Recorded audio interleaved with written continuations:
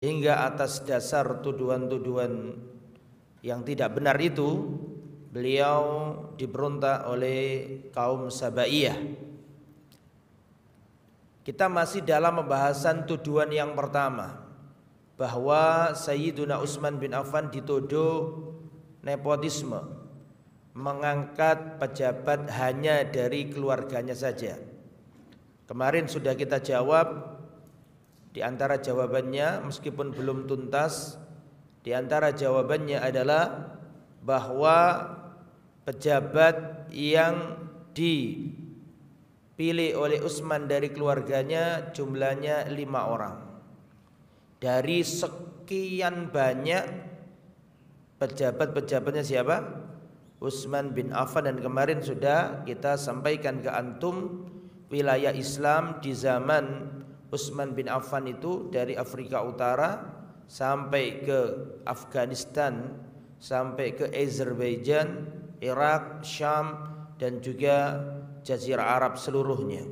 Tentu sangat memerlukan banyak dari pejabat-pejabat, dan yang diambil dari keluarganya hanya 5, sedangkan yang lain mungkin ratusan. Itu pun 5 itu enggak sekaligus, kan gitu kemarin ya, enggak sekaligus langsung 5, enggak, tapi ada yang diberhentikan terus diganti.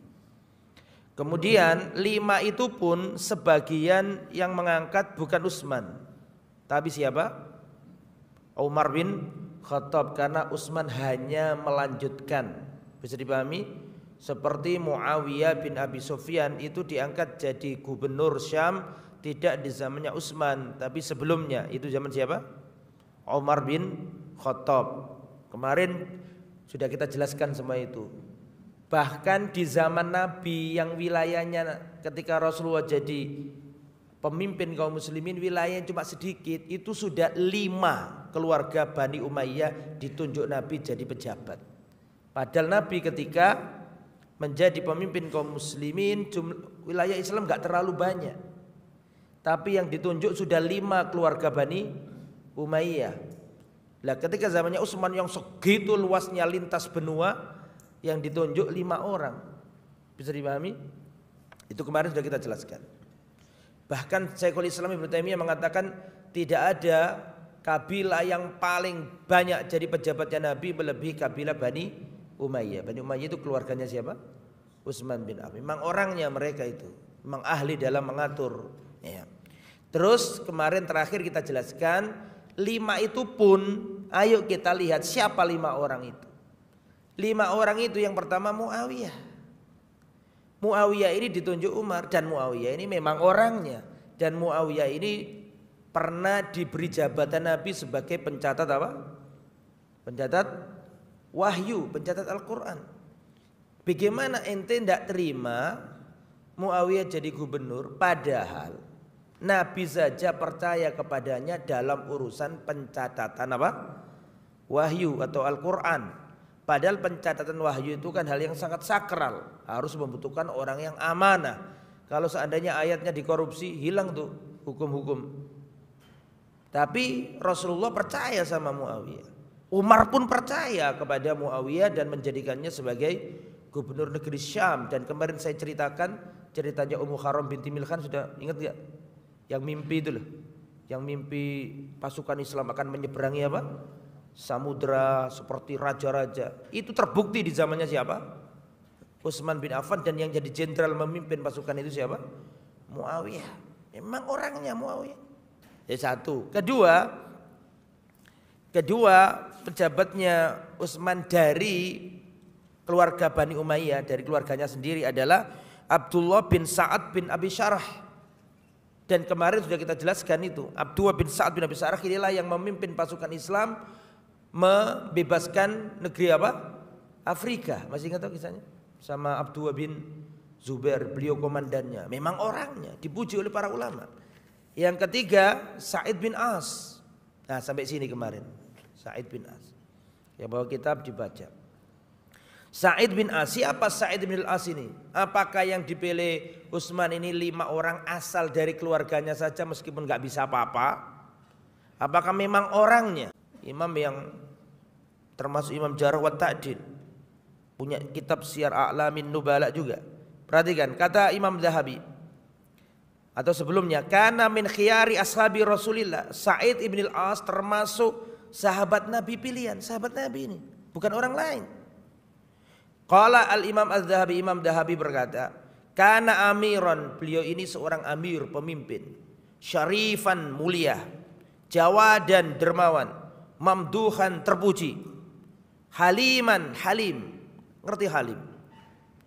Halim itu contoh, makanya Allah itu di antara namanya Allah kan Halim, Abdul Halim, hambanya Allah yang Maha Al-Halim. Apa artinya Al-Halim? Al-Halim itu kalau untuk manusia, ada orang didolimi, disakiti, dia ini sangat bisa dan mampu membalas kedoliman orang ini, tapi dia nggak mau balas.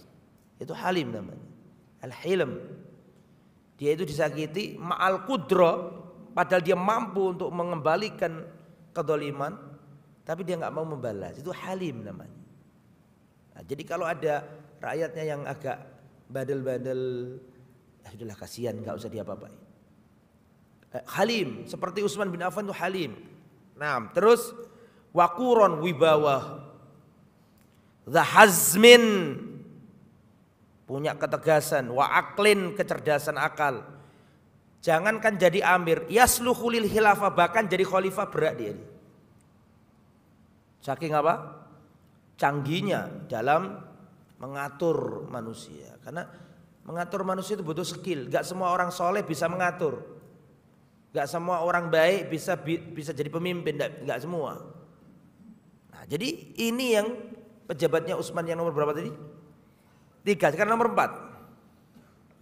Abdullah bin Amir bin Quraiz. Siapa dia ini? Walladzi fataha bilada Kisra wa Khurasan. Beliau ini yang membebaskan negeri Kisra dan negeri Khurasan. Diislamkan penduduknya. Ya. Pemimpin yang dolim disingkirkan, yang kafir, mereka diajari Islam, akhirnya mereka sholat, mereka mendapatkan sinar cahaya Islam. Wantahat daulatu Faris fi zaman Utsman ala yadihi, dan negeri atau negara Persia habis akar-akarnya, habis di zamannya Utsman di bawah tangannya komandan ini. Namanya siapa tadi? Abdullah bin Amir Quraiz. Wa fataha Sijistan, beliau ini juga membebaskan Sijistan, wa Karman, dan selain keduanya dari negeri-negeri yang di daerah Khurasan sana. Imam Zahabi berkata, kana min kibari mulukil Arab. Beliau ini termasuk pembesar di antara raja-raja Arab. Wa suja'anihim, dan termasuk yang paling berani. Wa ajwadihim, dan paling termawa. Dipuji oleh para ulama. Berarti memang orangnya. Berarti ketika menjalankan pemerintahan memang dia yang ahlinya, gitu loh. Kalaupun ada yang bermasalah di antara 5 pejabat ini yang terakhir, itu pun seandainya dikatakan bermasalah. Kita baca yang terakhir nih. Al-Walid bin Uqbah, dzukira inda Sya'bi Habib bin Maslama wa jihaduhu wa makana min futuhati qal law adraktumul walida wa ghazwahu wa imaratahu. Seandainya saja engkau menjumpai zamannya Al-Walid, bagaimana peperangannya dan kepemimpinannya. Artinya pujian itu. Waqad baqiyal Walid bin Uqbah amiran alal Kufah. Nah, dia kebetulan dijadikan pemimpin Kufah. Nah, Kufah kan seperti yang kama ta'lamun, sudah kemarin kita jelaskan ke antum, bahwa pemimpin Kufah itu enggak bisa orang biasa-biasa. Paham saya? Orang biasa-biasa di apa istilahnya? Akan dibuat mainan sama rakyatnya. Harus orang yang kuat. Karena Kufah ini sejarahnya panjang, memang gitu. Ya. Waqad baqiyal Walid bin Uqbah amiran alal Kufah khamsa sinin laisa ala baitih babun.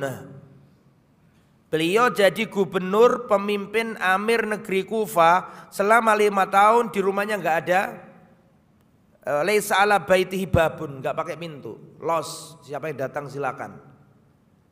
Enggak pakai penjaga, enggak pakai.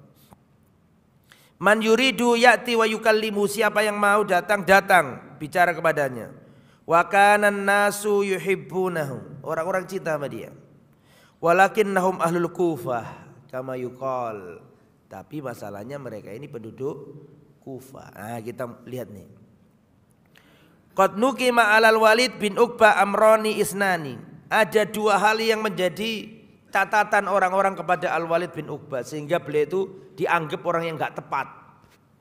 Sehingga dengan itu Utsman layak diberontak. Itu kan enggak masuk akal. Pejabat yang satu yang salah kok khalifahnya yang diapakan? Itu anggaplah salah oke. Belum tentu loh ya, anggaplah. Itu pun Utsman memecatnya nanti. Kan berarti justru keutamaan bagi Utsman. Kalau salah dibiarin, nah itu salah. Ketika Al-Walid dianggap salah, nanti dipecat Utsman. Justru itu menunjukkan mangkobah keutamaan siapa? Utsman. Gak peduli keluarganya, kalau salah dipecat. Justru itu sebenarnya itu justru menunjukkan apa? Kemuliaan. Tapi sama orang-orang Sabaiyah ini, keberadaan Al-Walid yang dalam tanda kutip ada catatan hitamnya, padahal belum tentu juga loh ya, itu dijadikan alasan untuk memberontak kepada siapa? Khalifah. Padahal khalifah sendiri yang memecatnya. Enggak nyambung mereka. Nah ini perhatikan, yang menjadi catatan hitam untuk Al-Walid bin Uqbah. Mereka berkata, nazala fihi qauli ta'ala, ini Al-Walid bin Uqbah ini orang yang gara-gara dia turun ayat ini. Nah, yaitu surat Al-Hujurat ayat 6. Ya ayyuhalladzina amanu in ja'akum fasikum binaba'in fatabayyanu. Wahai orang yang beriman, jika datang orang fasik membawa berita, maka bertabayyunlah, klarifikasi dulu, jangan langsung diterima. Antusibu qauman bijahalatin, yang menyebabkan kalian menghukum suatu kaum dengan ketidaktahuan. Fatusbihu ala ma fa'altum nadimin, yang menyebabkan kalian akan menyesal. Itu ada ceritanya. Orang fasik dalam ayat ini banyak ahli tafsir mengatakan orangnya adalah Al-Walid bin Uqbah. Kenapa? Nah, ada ceritanya ada di bawahnya.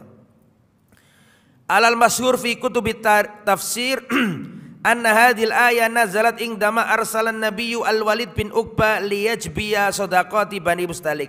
Ini menunjukkan Walid bin Uqbah juga pejabatnya Nabi. Paham? Paham enggak?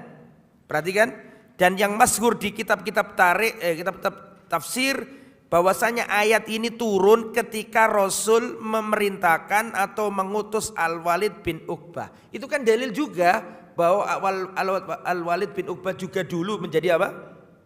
Halo? Menjadi apa? Pejabatnya Nabi juga. Nah, untuk apa? Untuk mengambil sodakonya Bani Mustalik.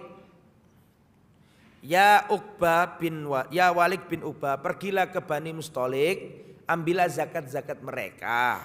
Sodakot ini maksudnya zakat. Sodakot itu kalau dimutlakkan bisa artinya zakat. Dengan dalil khud min amwalihim sodakot. Sodakot maksudnya di sini apa? Zakat. Idan idza utlika sodakot fil Quran qad takunul makna madza qad yakunul makna az-zakah. Falamma intalaqa wajadahum qad qadimu alaihi, ketika berangkat Walid bin Uqbah ini, maka Walid menjumpai Bani Mustalik datang kepadanya. Dia mengira Bani Mustalik mau membunuhnya. Fakhofa, takut akhirnya. Dia mengira Bani Mustalik tadi itu enggak terima zakatnya diambil, dia datang ke dia untuk membunuh Al-Walid. Paham enggak? Padahal enggak dibunuh, padahal enggak niat bunuh, tapi karena lihat kok mereka datang kepadaku, dikira mau bunuh. Faraja'a, langsung pulang. Siapa yang pulang? Al-Walid bin Uqbah ilan Nabi, dan berkata, ya Rasulullah innahum aradu qatli, ya Rasul mereka mau membunuhku. Faghadiban Nabi alaihim, maka Nabi murka kepada Bani Mustalik. Fa arsala Khalid bin Walid, maka Rasul mengutus Khalid bin Walid untuk memerangi Bani Mustalik, karena Bani Mustalik satu enggak mau membayar zakat, dua ingin membunuh utusannya Nabi. Utusannya Nabi siapa? Al-Walid bin Uqbah tadi. Paham? Paham ya jemaah?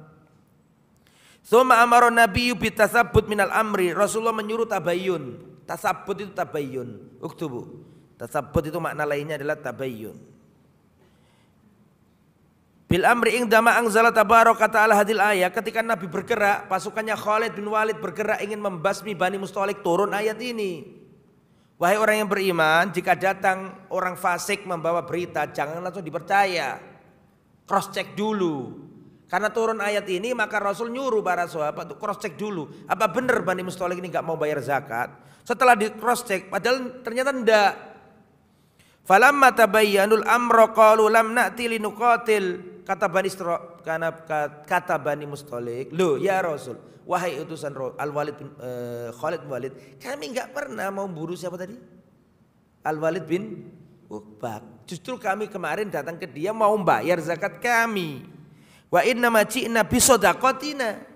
Oh, tambah kita mau bayar zakat kok malah dituduh apa? Mau bunuh. Lamma ta'akhkhara alaina Rasulillah. Karena utusan-utusan Rasul terlambat, maka kami datangi. Tujuannya kita serahkan zakat kami. Kok malah dikatakan kita mau apa? Membunuh. Berarti, nah gitu kan kesimpulannya. Berarti orang fasik yang dimaksud dalam Al-Quran surat Al-Hujurat ayat 6. Siapa orangnya tadi? Al-Walid bin. Karena dasar inilah Utsman, padahal kan sebenarnya enggak ada kaitannya. Utsman ada di mana? Di Madinah. Ini Al-Walid ada di mana? Di Kufah. Itu poin pertama.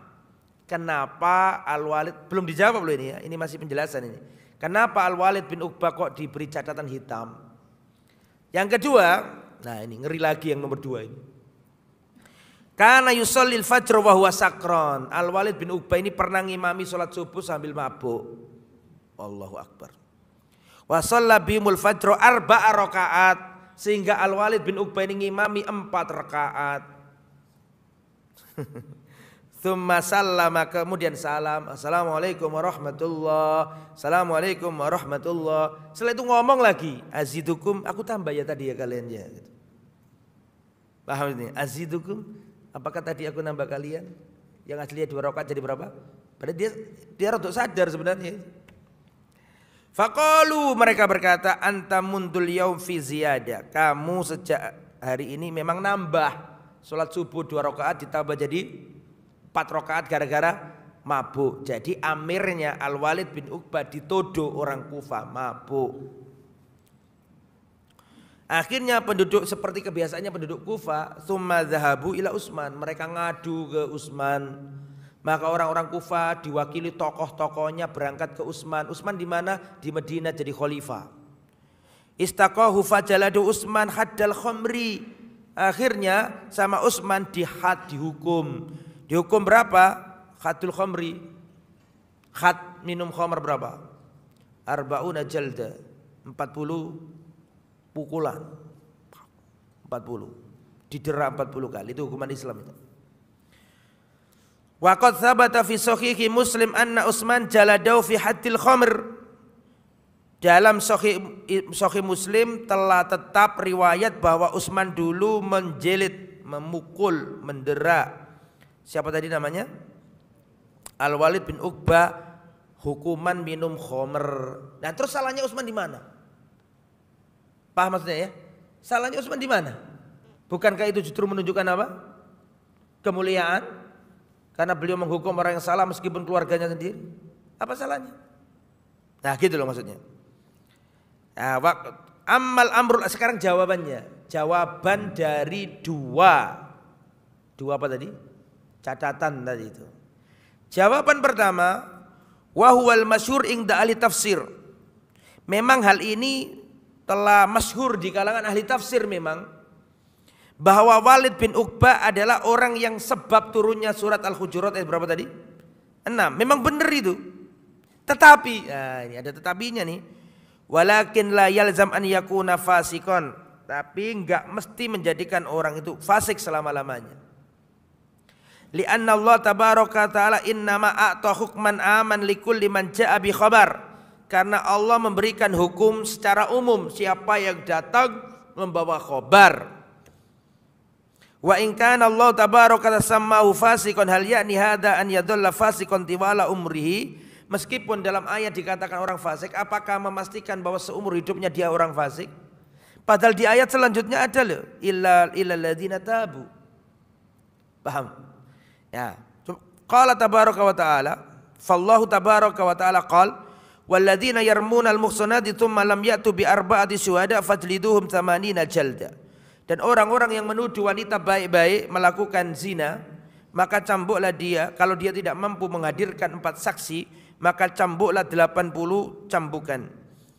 La taqbalu lahum syahadatan abada. Tidak boleh menerima persaksian mereka selama-lamanya. Mereka adalah orang-orang fasik. Tapi kan ada kelanjutannya tuh ayatnya. Ilal ladzina tabu min ba'di dzalik, kecuali orang yang tobat setelahnya. Masa orang dituduh fasik enggak boleh tobat-tobat?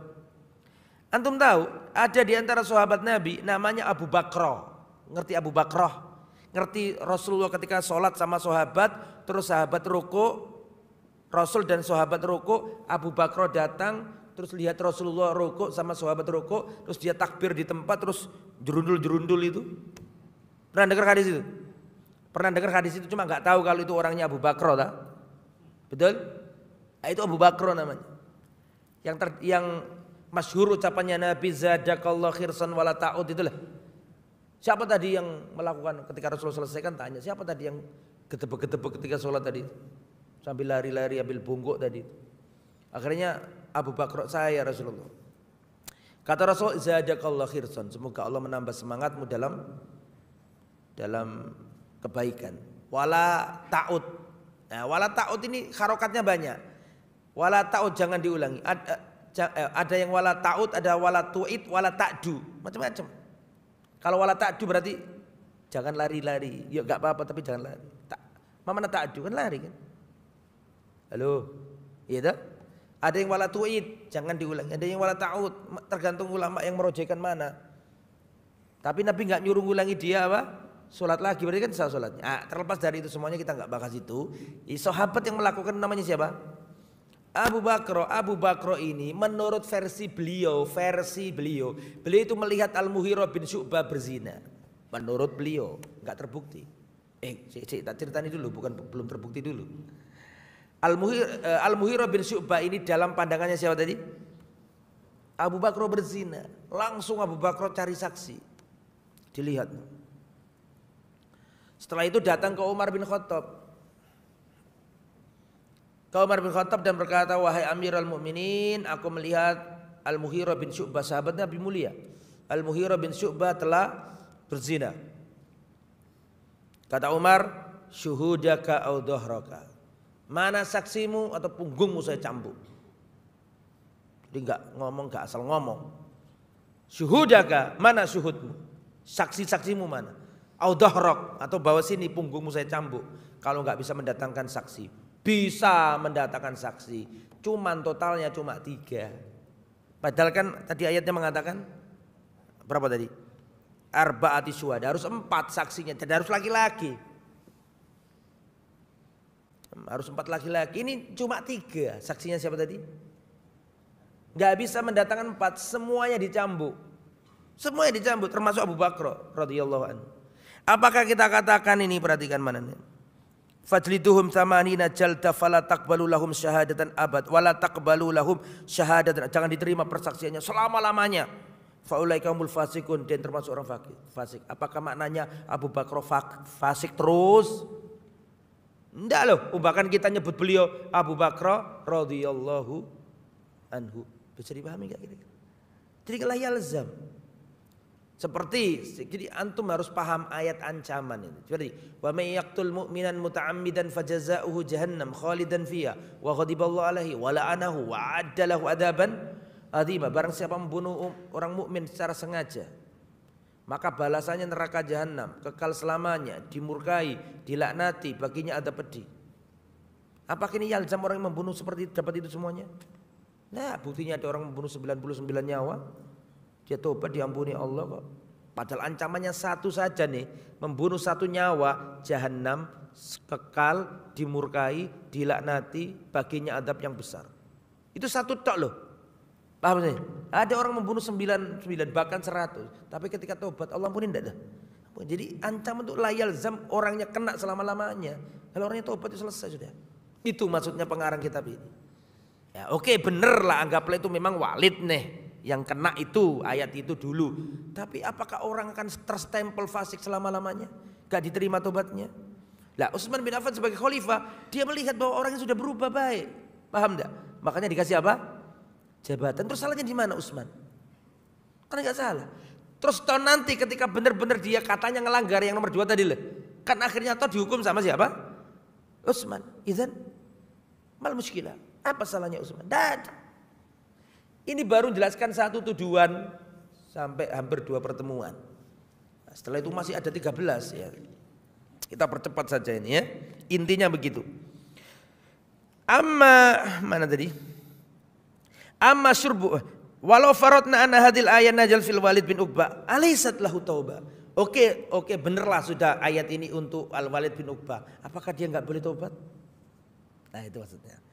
Terus adapun dia minum khamr, awalan ilmuha indallah. Yang pertama ini Allah yang tahu. La takdziban li sahihi Muslim, bukan menuduh dusta sahih Muslim, bukan. Fa huwa qad julida 'alal khamr, memang jelas Al Walid bin Uqbah memang dijilid karena minum khamr. Kalau khatnya kan arbaun, 40 cambukan. Walakin hal sabata anhu annahu saribal khamra am la? Tetapi apakah benar-benar beliau minum khamr ataukah itu tuduhan orang Kufah saja? Ada amrun akhar. Nah, fal Walid bin Uqbah lamma kana waliyan alal Kufah kharaja isnani min ahli Kufah ila Utsman ibn Affan fil Madinah. Ketika Al Walid bin Uqbah jadi gubernur Kufah, ada 2 orang berangkat ke Madinah. 2 orang inilah yang menyampaikan berita ini. Ra'ain Al Walid bin Uqbah shalla bin al fajr. Kami melihat Al Walid bin Uqbah ngimami kami sholat subuh. Wa huwa sakron, dia dalam keadaan mabuk. Qal ahaduna ra'aitu sakron. Yang pertama mengatakan saya melihat dia mabuk. Yang kedua mengatakan ra'aitu yataqayyauha. Yang kedua mengatakan aku lihat dia muntah. Tapi enggak ada di antara keduanya yang melihat gelas di minum. Paham enggak maksudnya? 2 orang yang mengadu tadi itulah. Enggak ada yang melihat Utsman memegang khamr. Kok Utsman siapa? Al Walid bin Uqbah memegang apa? Gelas yang ada khamrnya, tapi yang diketahui adalah mabuknya dan muntahnya. Faqala Utsman ma taqayyaha illa ba'da an syaribaha. Tidak mungkin dia memuntahnya kecuali dia meminumnya. Berarti kan Umar beristihad bahwa ya sudah berarti dia apa?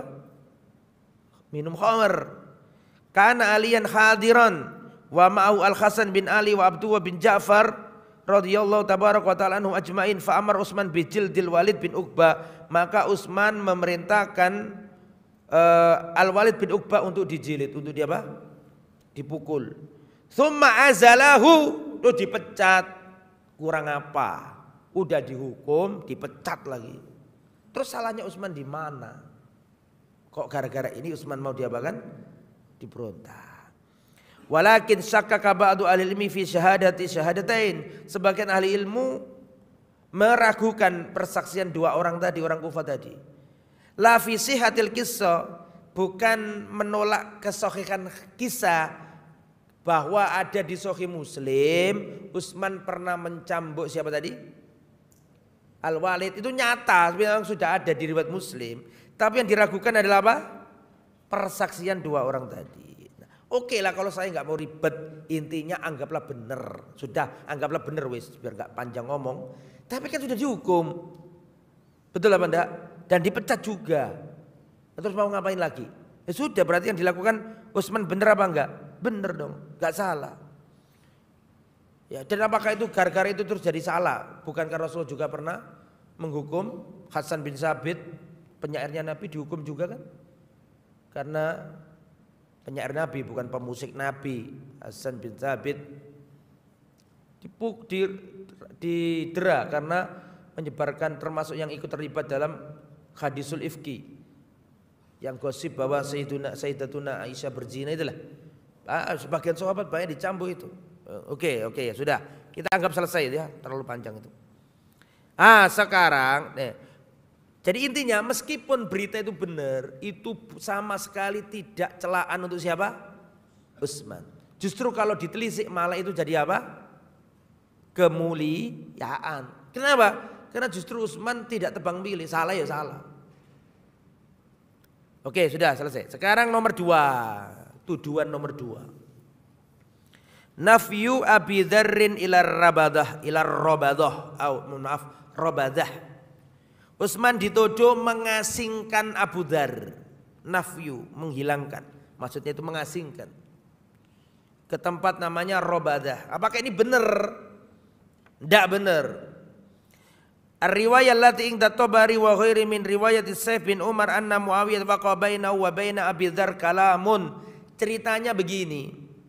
Antara Muawiyah bin Abi Sufyan dengan Abu Dzar ini ada masalah. Kita tahu Muawiyah ini gubernur mana?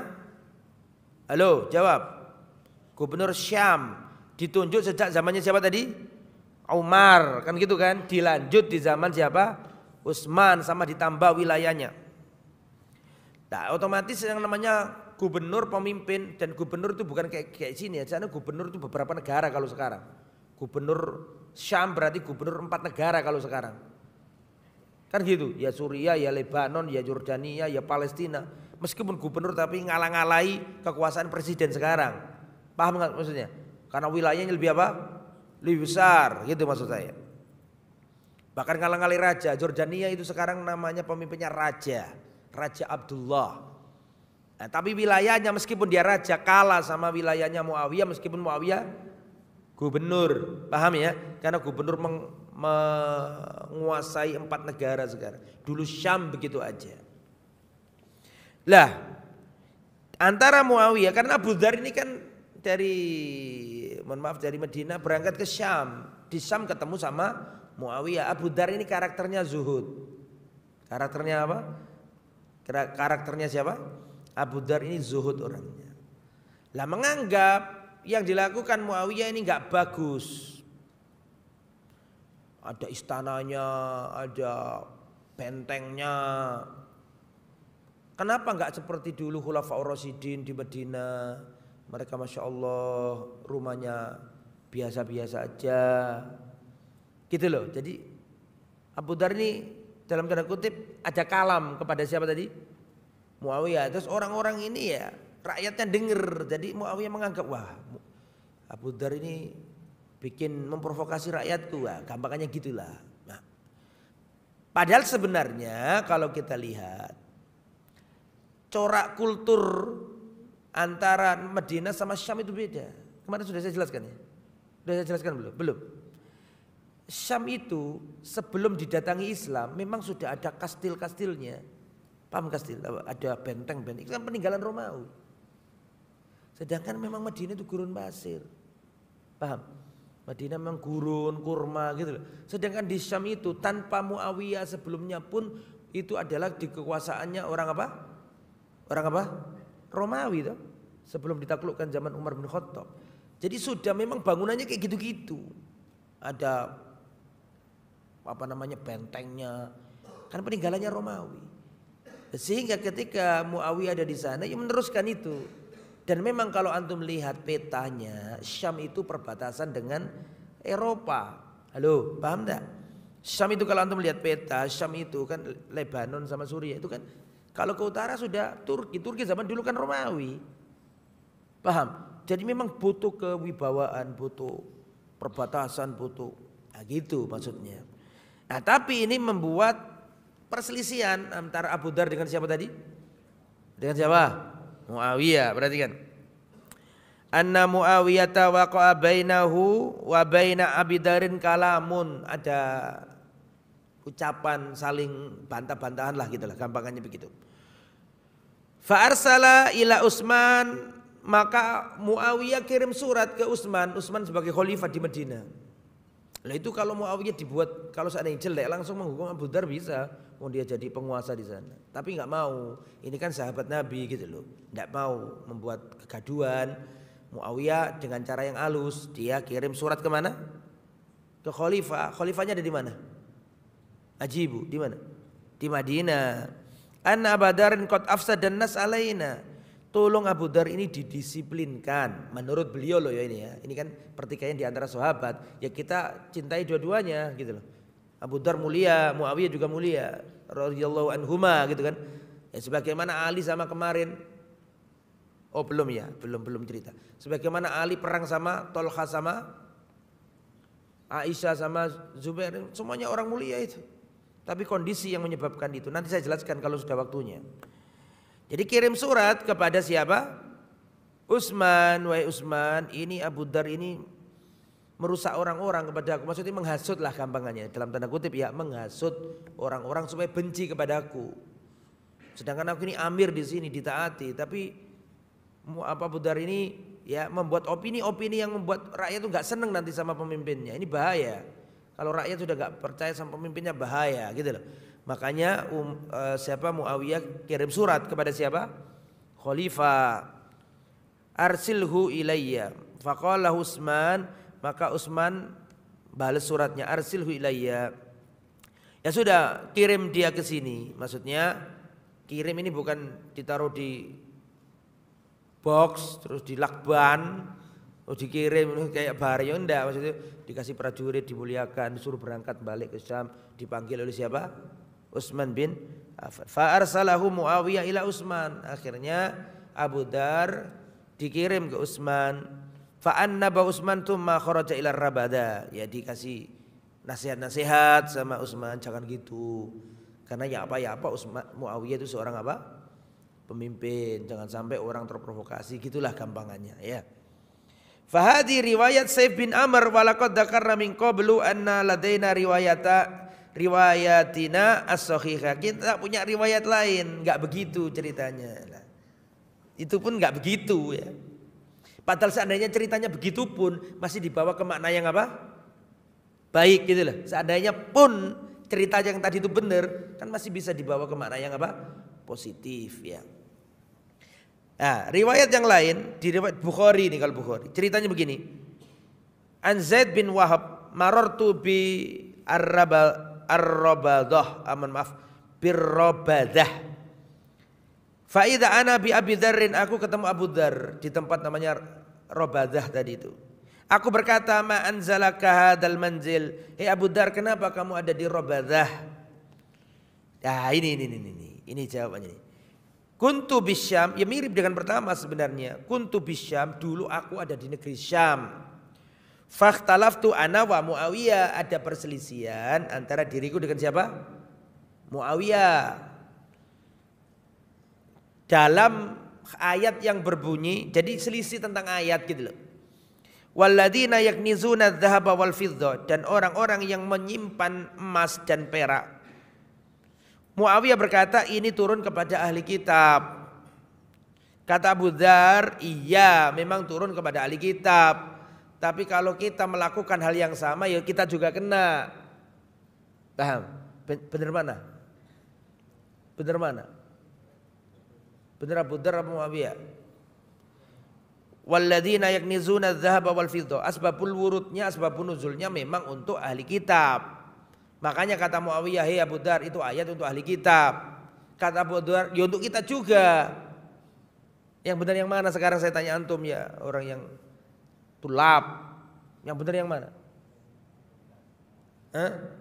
Kaidah tafsirnya loh. Apa? Saya enggak jelas Abu Dzar ngomongnya. Ya Abu Dzar lah. Karena al-ibratu bi umumil lafadz la bi khusus. Tulis. Kaidah dalam tafsir, al-ibratu bi umumil lafadz la bi asbabin nuzul. Jadi secara ilmu ya benar Abu Dzar sebenarnya gitu loh. Cuma masalahnya kan Muawiyah itu pemimpin gitu loh. Pemimpin itu kan punya hukum khusus. Enggak boleh dibongkar-bongkar di depan umum gitu loh maksudnya. Kan harus dijaga kewibawaannya. Meskipun secara ilmu benar Abu Dzar ini bisa dipahami enggak? Karena ada kaidah yang berbunyi apa tadi? Coba diulangi. Al-ibratu bi umumil lafadz la bi khususi as-sabab. Yang menjadi patokan itu keumuman lafadz. Bukan apa? Kekhususan sebabul turunnya. Seandainya semua ayat itu cocok untuk sebab turunnya saja, kan nggak bisa dipraktekkan di zaman ini. Ya memang itu turun kepada ahli kitab, orang-orang yang menimbun emas dan apa tadi, perak, memang turun untuk ahli kitab dulu asbabul wurudnya. Tetapi kalau kita nimbun emas nggak bayar zakat, yo kena juga gitu. Maksudnya Abu Dzar di situ. Ya akhirnya ada perdebatan di situ itu. Fakana baini wa bainu fi dzalik, antara aku dan Muawiyah ada sesuatu gitu loh. Wa kataba ila Utsman, akhirnya Muawiyah kirim surat ke Utsman. Yaskuni, mengeluhkan aku. Ani atakalam fi hadil masail uthiron nas. Nah ini karena aku ngomong tentang ini dan uthiron nas. Ngerti uthiron nas? Dalam tanda kutip aku uthiron nas, provokasi orang-orang. Dalam tanda kutip ya. Fakataba ilayya Utsman, maka Utsman kirim surat ke aku. Ani kedam al-Madinah, wahai saudara Abu Dar, silakan datang ke Madinah. Faqadim tuha, akhirnya aku datang ke Madinah. Sebenarnya mirip gak dengan kisah yang pertama? Mirip sih sebenarnya ya, gak terlalu beda. Fakathur alayyan nasu hatta ka'annam lam yaruni qabla dhalik. Maka orang-orang mengerumuni aku seakan-akan orang itu gak pernah lihat aku. Fadzakartu dzalika li Utsman, aku sampaikan ke Utsman. Kemudian Utsman ngomong, in syi'ta tanakhaita fakunta qariba. Kalau engkau mau wahai Abu Dar, engkau agak menyingkir sedikit tapi engkau tetap dekat sama kami. Fadzalika alladzi anzalani hadzal manzil, maka dari itulah aku ada di tempat ini. Anzalani yang membuat aku singgah di tempat ini. Walau ammaru alayya habasyian, seandainya yang memerintahkan aku itu budak dari negeri Habasyah, aku pun akan sami'na wa ata'na. Jadi Utsman pun enggak salah ya ikhwah, karena seorang pemimpin itu melihat apa yang enggak dipimpin oleh, begini ya, mohon maaf. Pemimpin itu melihat apa yang enggak dilihat oleh siapa? Rakyat. Kenapa terjadi perang Jamal? Karena Aisyah, Tolha, Zubair pengen nuntut kepada Ali untuk membunuh para pembunuh Utsman. Tapi kata Ali, iya saya juga sama pengen membunuh para pembunuh Utsman tapi gak bisa langsung gitu. Ali kepala negara itu melihat apa yang gak dilihat oleh rakyat. Paham gak? Rakyat itu melihatnya parsial. Ya, rakyat itu melihatnya parsial. Kemarin saya ketemu, ini gak ada hubungannya ya, cuma ini saya ingin menjelaskan ke antum bahwa kepala negara gak boleh gegabah. Harus lihat banyak sisi. Sedangkan Tolha, Zubair, Aisyah melihat dari satu sisi. Apa itu? Itu pun gak salah, saya gak mengatakan salah loh ya. Tapi ada salah sisi yang dilihat, pokoknya pembunuh Utsman harus disikat. Tapi Ali kan kepala negara, memikirkan efek samping yang gak dilihat oleh orang-orang ini. Paham gak? Kemarin saya ketemu orang Mesir waktu di Masjidil Haram. Itu kenapa Gaza gak dibuka sama Presiden ente tak gitu. Orang mati kelaparan gitu-gitu kok gak dibuka. Ya Syria gitu-gitu gak mungkin loss. Karena apa? Kata dia, karena Sisi itu cerdas kata dia. Aku gak mengatakan benar salah loh ya. Ini mengabarkan tok. Sisi itu cerdas. Itu kalau dibuka Rafah itu nanti orang Gaza ngungsi semuanya ke Mesir. Satu, kita akan mengurus jutaan manusia, apa gak chaos sama Mesir? Satu. Dua, itu kalau Gaza ditinggalkan oleh penduduk Gaza, justru malah akan dikuasai oleh siapa? Israel. Kalau dikuasai Israel berarti nanti Israel sama Mesir langsung perbatasan karena Gaza sudah hilang. Paham maksudnya? Nek menurut rakyat wis gasak-gasakan ae, wis segera dilepas biar selamat langsung rudal-rudalan kan gitu. Itu nek versi kita. Nek versi presidennya kan tunggu dulu pelan-pelan. Bisa hancur nanti negaraku. Aku nggak ngomong bener salah loh ya. Tapi pertimbangannya seorang presiden itu beda dengan pertimbangan apa? Rakyat, apalagi ada Amerika di belakang misalnya begitu. Jadi kepala negara itu memikirkan apa yang nggak dipikir oleh rakyat. Termasuk Utsman sama siapa tadi? Muawiyah ketika ada konflik di negeri Syam antara siapa tadi? Muawiyah sama siapa? Siapa tadi? Abu Dar. Jadi intinya kesimpulannya wis biar nggak gaduh, wis diamankan saja. Karena kalau gaduh itu nggak bagus, apalagi sama sahabat. Nah, atau bisa jadi Abu Dar ini dianggap oleh Utsman dan Muawiyah terlalu tanato. Bisa jadi. Ngerti tanato? Tanato. Siapa yang ngerti tanato di sini? La tanatta'u. Apa tanato itu? Enggak ada yang ngerti tanato ya. Apa Ibnu Akhyar? Mana tanato? Tanato. Sudah enggak jadi kalau gitu. Mungkin dianggap tanattu, ya terlalu, ya itulah versi beliau, tapi kita husnudzon, ya kita husnudzon. Abu Dar orang mulia. Abu Dar itu diberi wasiat oleh Nabi 7 hal. Antum ketik di internet pakai bahasa Arab, wasiatu Rasulillah li Abi Dar, ada 7 wasiat. Itu apalkan, bagus itu. Buat ceramah juga bagus. Wasiatur Rasul li Abi Dar. Nanti kalau sudah, jangan sekarang ketiknya, nanti kalau di selesai ya ketik wasiatu siapa tadi? Wasiatu Rasulullah li Abi Dar, akan muncul 7 wasiat. Itu antum apalkan untuk kultum atau apa, bagus. Kembali ya, Abu Dar mulia, Utsman mulia, Muawiyah mulia. Jadi kita sebagai orang di belakang mencintai mereka semua. Tapi itu adalah konflik yang kita nggak tahu. Tapi intinya Utsman nggak ada masalah sama Abu Dar, disayangi Abu Dar sama Utsman nggak ada masalah. Cuma Utsman ini ya biar redalah gitu. Kemudian selanjutnya, apalagi Abu Dar itu pernah diberi ucapan Nabi. Ini yang menyebabkan beliau keluar dari kota Madinah. Perhatikan. Fa Utsman bin Affan lam yatrud mana tord mengusir. Lah, Utsman tidak mengusir Abu Dar, tidak. Falam yursilhu Muawiyah muhanan minas Syam. Nah, ini penting juga nih. Ini garis bawahi. Dan Muawiyah juga tidak mengirim dia, menghinakan dia dari negeri Syam, enggak juga. Enggak juga. Tetapi yang benar Utsman nulis surat ke Abu Dar, suruh datang ke Madinah. Itu yang lebih tepat. Ini riwayat Bukhari itu. Kullu hadza minal kadzib alaihim fa hadhihi qissatu Abi Dzar indal Bukhari bal qad warada annahu lamma kharaja ila Rabadah aw Rabadah qala. Ini penting nih, ini kesimpulannya di sini nih. Kenapa engkau kok tinggal di Rabadah? Beliau berkata, karena Rasulullah pernah berkata kepadaku, ini motif utama sebenarnya, bukan motif pertikaian tadi. Ini motif utama. Idza balaghal bina'u sal'an fakhruj minha. Ini ucapannya Nabi kepada siapa? Abu Dar, dikasih wasiat, wahai Abu Dar, idza balaghal bina'u sal'an jika bangunan di kota Madinah sudah melampaui Gunung Salak. Gunung Salak di Jawa Barat itu ya. Idza balaghal bina'u sal'an, jika bangunan di kota Madinah sudah mencapai Gunung Salak, bukit itu bukit, Salak itu bukit. Fakhruj minha. Itu memang mengamalkan ini Abu Dar ini. Jadi karena kenapa kok beliau di Rabadah? Karena kata beliau sendiri yang ngomong ini. Karena dulu ketika Rasulullah masih hidup, Rasulullah pernah ngomong, wahai Abu Dar, nanti kalau kota Madinah bangunannya sudah mencapai Bukit Salak, keluarlah dari kota Madinah. Akhirnya mengamalkan hadis itu, Abu Dar berangkat ke kota ke negeri apa tadi? Rabadah. Jadi bukan karena alasan utamanya diusir. Fahuwa amrun minan nabi. Dan Rasul punya omongan ke Abu Dar, untuk pernah dengar.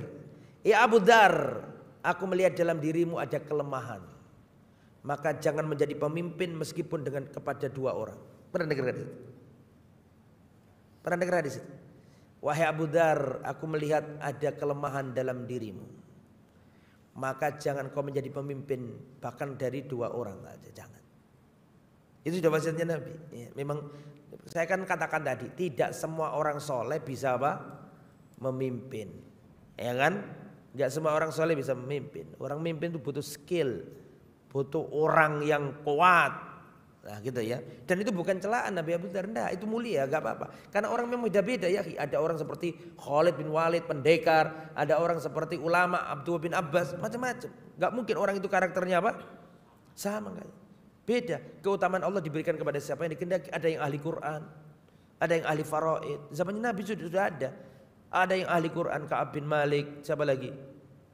Zaid bin Thabit, Abdullah bin Mas'ud, itu ahli Quran. Ada yang ahli perang, ada yang ahli strategi, hak kata manusia.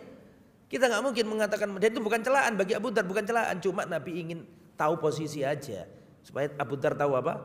Posisi. Dan itu bukan celaan ya, namanya orang punya keahlian yang berbeda-beda. Fahuwa amrun min nabiyillah wa ruwiya anin nabi sallallahu alaihi wasallam rahimallahu Abu Dzarrin. Semoga Allah merahmati Abu Dzar. Yamsi wahdahu, dia berjalan sendirian. Wa yamutu wahdahu, mati sendirian. Wa yub'atu yaumal qiyamati wahdahu, dan dia akan dibangkitkan pada hari kiamat sendirian. Sudah dikabarkan oleh Rasulullah SAW.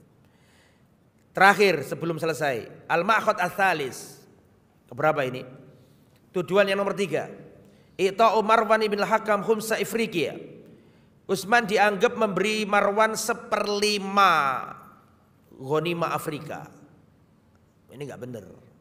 Ini tuduhan murni kalau ini, hoax nih. Lam yasbut anna Utsman fa'ala hadza walau kana fa'ala hadza fa innal maqsud khumusul khums. Utsman tidak pernah melakukan itu. Kalaupun melakukan maka itu 1/5-nya 1/5. 1/5 dibagi 5 lagi berarti berapa? Seperberapa? 1/25. 1/25 betul ya? 1/25 berapa persen? Intinya lebih banyak mana? 1/5 sama 1/25. Kok bisa 1/25 itulah? Ki ngerti matematika apa ndak? Bilangan pecahan itu beda dengan bilangan. 1/2 sama 1/4 lebih besar mana? 1/2. Jangan gara-gara 4 kemudian 4 lebih besar. Enggak, ini 1/4. Kalau 1/5 sama 1/25 lebih banyak mana? 5. Lah tujuannya itu Utsman dianggap memberi 1/5 ghanimah Afrika ke Marwan bin Hakam. Ini tidak benar. Yang benar khumusul khumus. 1/5-nya 1/5. Berarti berapa? Berarti lebih kecil lagi toh. Nah kalau itu mungkin benar. Sebagaimana yang dulu dikasihkan ke Sa'ad bin Sarah yang kemarin dulu itu yang kita ceritakan ketika Abdullah bin Zubair menaklukkan Afrika. Sedikit lagi ya, sabar ya. Wadzalika annal ghanimata tuqsam khamsata akhmas wa arba'atun fiha lil mujahidin. Nah, yang 5 ini mujahidin. Wa khamsun yuqsamu ila khamsil akhmas, yang 1/5 dibagi 5 lagi. Berarti kecil apa banyak? Kecil, enggak banyak. Ini sebagaimana yang Allah firmankan, wa'lamu annama ghanimtum min syai'in fa inna lillahi khumusahu walir rasuli walidil qurba wal yatama wal masakin wa ibnis sabil. Fasahmullahi wa rasuluhu walil imam, lil imam. Wa yad'u haitsu sya'a, tergantung imam, tergantung pemimpin diletakkan di mana. Walladzi dzakarahu huwa anna Utsmana wa ada Marwan idza fataha Ifriqiya fa innahu sayahibuhu, memberikan hibah memberinya. Atahu maksudnya sayutihi khumsa Ifriqiya al-khas bihi qad marra fi fatki Ifriqiya annahu innama ja'alul mukafali Abdullah bin Abi Sarh idza fataha Ifriqiya. Yang lebih benar bahwa yang dikasih siapa? Abdullah bin Sa'ad bin Abi Sarh yang dulu yang kita ceritakan kemarin lusa itu ya. Itu pun bukan 1/5 tapi berapa? 1/25. Artinya 1/5 dibagi 5. Besok kita akan jelaskan Utsman dituduh membakar mushaf. Kemudian Utsman dituduh menambah lahan khima. Kemudian dituduh juga mengimami safar tapi lengkap, enggak digosor. Padahal zamannya Nabi kosor, zamannya Utsman kosor, zamannya Abu Bakar kosor, zamannya Umar kosor. Tapi Utsman enggak mau kosor, dianggap melakukan bid'ah. Kemudian nomor 8 tidak ikut perang Badar. Nomor 9 enggak ikut perang Uhud. Nomor 10 enggak ikut Bai'atur Ridwan. Apakah benar tuduhan itu? Jawabannya benar. Tapi alasannya apa? Besok insyaallah kita terangkan. Sampai di sini semoga bermanfaat. Kita tutup dengan kafaratul majlis. Subhanakallahumma wa bihamdika asyhadu an la ilaha illa anta astaghfiruka wa atubu ilaik. Wassalamualaikum warahmatullahi wabarakatuh.